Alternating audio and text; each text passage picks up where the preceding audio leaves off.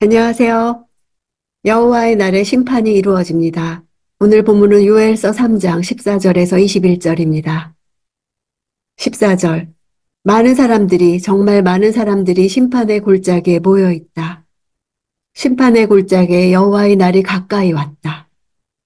많다 하는 단어는 떠들고 아우성치고 크게 혼잡하다는 뜻입니다.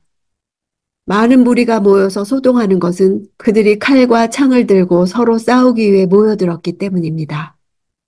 이 장에서 예루살렘을 대적해 싸우던 군대가 이제는 하나님을 상대로 싸워야 합니다. 시편 말씀과 같이 열방이 분노하며 세상의 군왕들이 나서며 그리스도를 대항하여 모였을 것이지만 하나님께서는 비웃으시면서 저들을 심판하실 것입니다.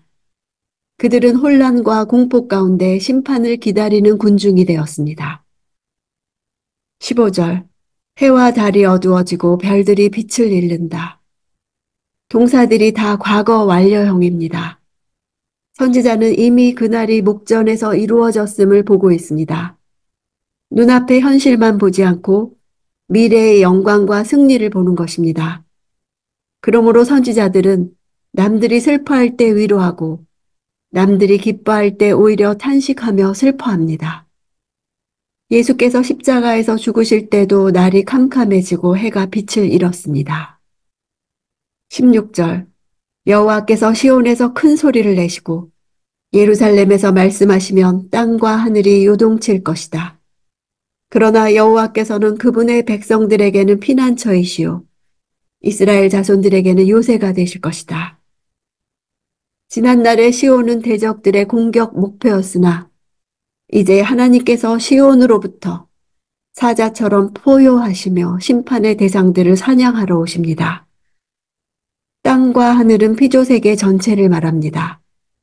하나님의 심판의 결과가 모든 피조세계 전체에 미칩니다.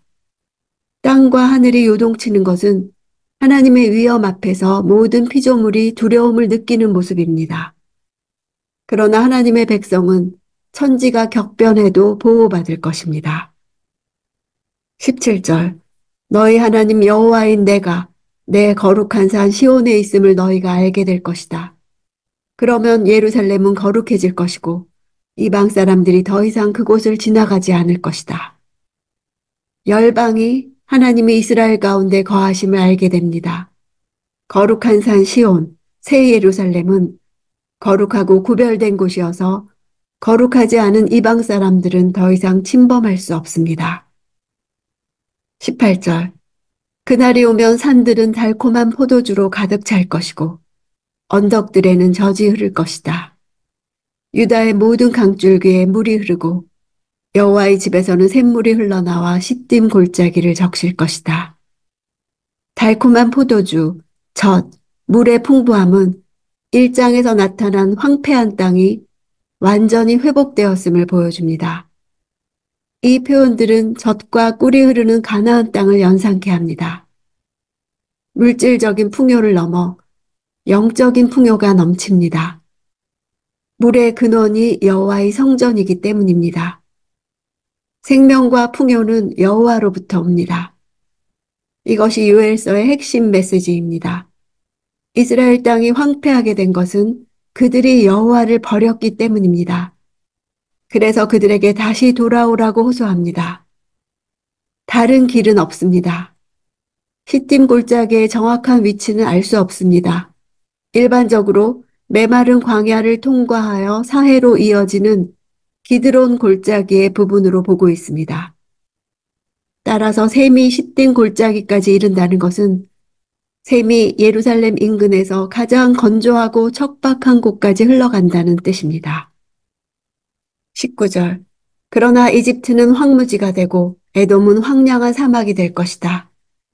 그들이 유다 자손들에게 폭력을 휘둘렀고 그들이 저들의 땅에서 죄 없는 피를 흘리게 했기 때문이다.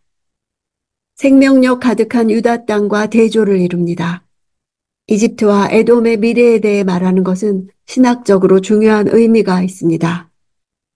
여기서 이집트와 에돔은 열방을 대표합니다. 그들이 황폐하게 된다는 것은 그들이 섬겼던 이방신들의 패배를 의미합니다. 20절. 그러나 유다는 영원히 존재할 것이고 예루살렘도 대대로 존재할 것이다. 유다와 예루살렘은 새하늘과 새 땅에서 이루어지는 하나님 나라의 은유적 표현입니다. 유다와 예루살렘의 영원성은 오직 하나님의 임재로부터 나옵니다. 21절. 내가 전에는 씻겨주지 않았던 그들의 피를 이제는 씻겨줄 것이다. 여호와께서 시온에 계시기 때문이다. 여기서 그들의 피가 무엇을 말하는지는 여러 해석이 있습니다. 내가 용서하지 않았던 피 흘림의 죄라는 뜻으로 하나님께서 자기 백성의 죄악과 관련하여 이제 죄를 용서하신다는 의미로 해석하기도 하고, 내가 깨끗하게 하지 않았던 피라는 뜻으로 자기 백성이 부당하게 흘렸던 피를 과거에는 보복하지 않으셨으나 이제 갚아주신다고 해석하기도 합니다. 요엘서는 여호와께서 시온에 계신다고 말하며 끝을 맺습니다. 요한계시록에 나타난 것처럼 하나님이 새 예루살렘에서 친히 장막을 치고 기거하는 모습을 표현합니다. 계신다 하는 동사는 능동태 분사 형태입니다. 능동태는 여호와께서 주도적으로, 지속적으로 그들과 더불어 거하실 것을 말해줍니다. 즉 하나님이 거하시는 현재성을 강조합니다. 여호와의 날은 마지막 날에 완전히 실현될 것입니다. 그날 우리는 하나님의 완전한 임재를 경험하게 될 것입니다. 그러나 우리는 현재도 이미 그 임재를 경험하고 있습니다. 하나님께서 우리에게 모든 세대의 끝을 보여주심이 얼마나 큰 선물인지 모릅니다. 우리는 너무나 자주 우리의 근시안적인 시각으로 인해 삶에 대한 염려의 무게에 짓눌리곤 합니다. 그러나 지금 이 시간에도 주님은 우리의 삶 가운데 깊이 관여하십니다. 도저히 상상할 수 없는 우리를 향한 계획을 가지고 우리를 인도하고 계십니다. 주님의 영원한 통치가 충만하게 서기까지 거대한 진동이 있을 것입니다. 우리는 이것에 대해 준비되어 있어야 합니다. 예수님께서 우리에게 말씀하십니다. 보라, 그때가 오기 전에 내가 미리 너희에게 일러두었다. 요엘서는 주님이 돌아오실 때의 세대가 어떠할지 미리 알려주시는 말씀입니다. 우리에게 들을 만한 귀가 있기를 원합니다.